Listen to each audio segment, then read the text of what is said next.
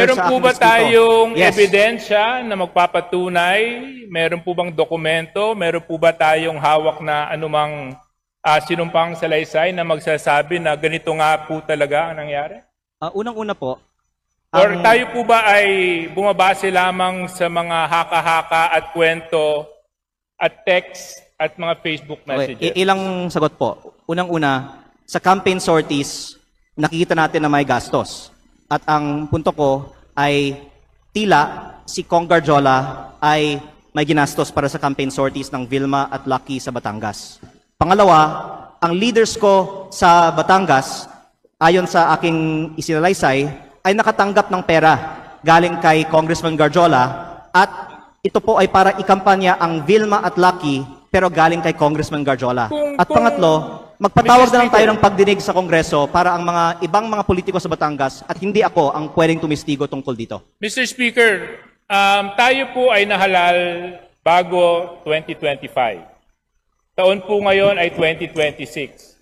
Kung talaga pong may mga ganong nangyari na maanomalya o questions of irregularities during the campaign, were the proper cases filed in COMELEC? Were ethics complaint filed in Congress? Why are we now standing here insinuating all sorts of illegal acts that happened in 2025 when so much time has passed? Unang-una Now po, I question, Mr. Speaker, the timing of all of this. Now, I even find it a little bit offensive na pati ako babanggitin. But I'll tell you one thing, Congressman Leviste. Ayos kami sa Quezon. Wala kaming problema doon. ang sinasabi ko kami, mas mababa ang gastusin sa nagkakaisa. Quezon. Walang kalaban ka naman sa nakarang eleksyon di ba? Congressman Leviste, Mr. Speaker, I'm sorry. I'm supposed to be respecting Please, our sir, rules. address the Mr. Speaker, unfortunately, I do not abide by comments of the good congressman from Batangas. I think it's totally uncalled for and baseless. And in fact, it's downright hearsay for him to make such allegations. And if indeed he has factual basis in anything and everything that he is saying, there were proper forums to do the same, to act on those allegations, to make the necessary complaints. Why now? Why here? Mr. Speaker. First of all, I would like to manifest that I appreciate the help that Deputy Speaker Suarez has extended to me in my first term as a advisor and mentor. And I did not mean any disrespect earlier by mentioning that. My point was that mas mababa ang gastusin sa Quezon at Batangas at sa Calabarzon kumpara sa ibang mga rehiyon. Pero ang punto ko ay hindi ang ginagastos sa election kung hindi ang pinanggagalingan ng gastos na ito.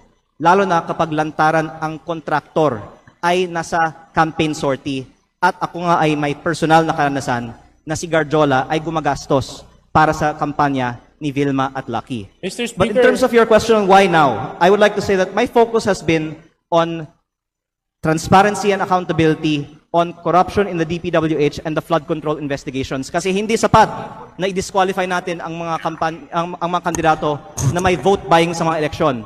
Dapat kasuhan para sa pagnanakaw ang mga politiko kapag sila ay nahalal na. Kaya yun ang inuna ko, yung pananagutan sa korupsyon sa DPWH. Pero kung pwede ko pong banggitin din, ako po ay hindi sinungaling. Ayokong bulahin ng taong bayan. Lahat tayo dito sa plenaryo ngayon ay may kaalaman na talamak ang vote buying at umaabot sa daan-daang milyon on average at minsan bilyon-bilyon ang mga kampanya ng mga kandidato sa Pilipinas. Kaya kung sino man dito ang magtatayo at magsasabi na kasinungalingan ang sinasabi ko na umaabot sa daan-daang milyon, at the very least ang ginagastos ng ibang mga kandidato na nandito sa plenaryo ng Kongreso ngayon, hindi ako mahihiya na magsabi na sila ang sinungaling at ako ay nagsasabi ng totoo. Pero hindi ko balak buksan ng itong issue ngayon. Ang binubuksang issue ko ngayon ay bakit ang kontraktor ang lantarang gumagastos para sa kandidato, meron bang kapalit ang ginastos ng kontraktor na ito? Mr. Speaker. Deputy just- Speaker yeah, Suarez, please One- respond and we will wrap Yeah. up because One the 10 question minutes lang. has already expired. Please na- take note, Majority Leader. My colleague from my neighboring province of Batangas was right when he said that mag-iba siguro yung probinsya namin. Gusto ko lang malaman dahil sinabi niya mas mataas ang gastusan. Magkano po bang ginastos mo sa eleksyon mo? Actually, nasa Facebook po, namimigay ako ng libreng school supplies, ng libreng bigas pag may kalamidad, ng Christmas package, lahat po yan, personal ko pong gastos pag walang eleksyon. Magkano po?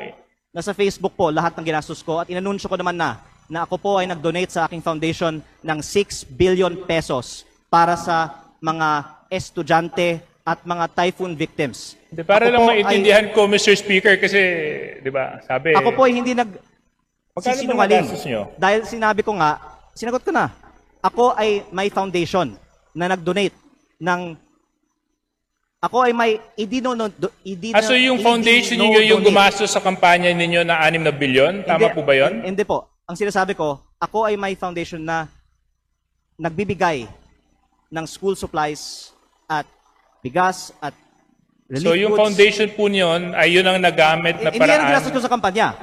Kasi patuloy akong namimigay pa ng tulong After the sa aking campaign. distrito. Opo.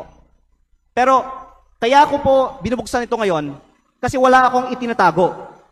Naka-post sa Facebook yung mga ipinamimigay ko kasi yan ay hindi kapalit ng boto.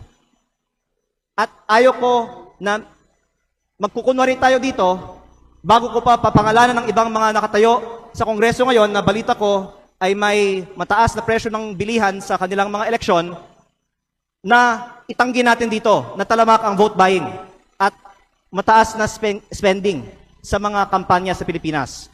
Ang pinupunto ko lang po ngayon ay sa mga nakalap kong impormasyon, si Garjola ang gumastos para sa mga rekto sa Batangas. Please wrap up, honorable members. Yeah, I'm Final just... response. Yeah, Mr. Speaker, thank you very much for the time. Medyo nalito lang ako. Parang ang dami na natin pinuntahan na topic, from vote buying to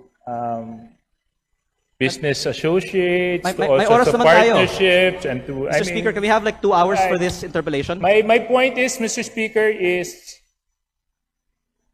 there was a proper venue, there was a proper opportunity to take the legal recourse to address whatever concerns and allegations the good congressman had.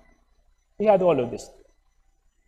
And I hope that we avoid grandstanding and taking opportunity of the podium and the bright lights of Congress to set aside their political interests and use the proper forum so that in such a way we can live by the rule of law and abide by the rules of Congress. Thank you very much, Mr. Speaker. Majority Leader. Mr. Speaker, would may like I to recognize continue my Congressman time? Terry Don of Bicol Yeah. Sarok. Yeah. Before Mr. we Speaker, point of order, finish I believe this, I'm still since the time is interpolating. expired, the honorable Ridon is given a few minutes.